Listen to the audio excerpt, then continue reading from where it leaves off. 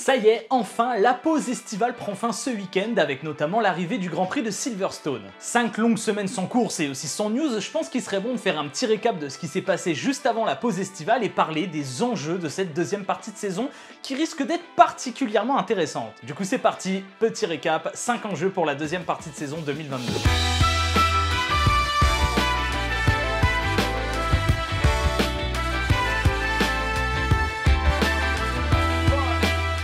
Nos pilotes nous avaient laissé sur une course d'Assen plutôt incroyable. Pour rappel, le leader du championnat, Fabio Quartararo, avait remporté la course précédente en Allemagne avant de partir à la faute à Assen, et ce, à 2 reprises. Ça nous rappelle que tout peut arriver en MotoGP, et dans son erreur, il emmènera avec lui Aleix Espargaro, qui arrivera tout de même à rester sur ses roues et entamera une remontada impressionnante. Tout ce chahut laisse la victoire à Francesco Bagnaia, qui voit la première position servie sur un plateau d'or, ce qui démarre peut-être enfin réellement sa saison. Et oui, on pensait que Bagnaia serait l'un des hommes forts en 2022 à la lutte à chaque course, et pourtant, ce n'est pas une première partie de saison brillante pour Pecco, même s'il obtient déjà 3 victoires cette année. Au championnat, c'est Fabio Quartararo qui est le leader avec 172 points, 3 victoires et 3 podiums, devant Aleix Espargaro avec 151 points, 1 victoire et 4 podiums, et Johann Zarco, discret mais bel et bien en 3ème position avec 114 points et 4 podiums, mais pas encore de victoire pour le pilote Pramac. Bagnaia quant à lui remonte petit à petit au championnat, désormais 4ème avec ses 3 victoires, à quand même 66 points du leader. Et en parlant du leader du championnat, c'est sur lui que je veux faire un petit point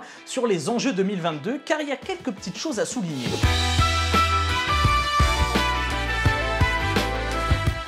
Faire gagner la moto, et même plus simplement obtenir un bon résultat avec elle. C'est un secret pour personne, la marque au diapason n'est plus aussi grande qu'avant en MotoGP. Entre les soucis de moteur, de grippe et la perte de Rossi, Lorenzo et maintenant Viñales, on fait un petit peu la tête chez Yamaha. Mais un petit français du nom de Quartararo a réussi à redonner aux japonais un titre de champion du monde en 2021 et serait même possiblement en train d'aller chercher un 2e titre cette saison. On rappelle d'ailleurs que Fabio Quartararo a prolongé 2 ans supplémentaires jusqu'en 2024 chez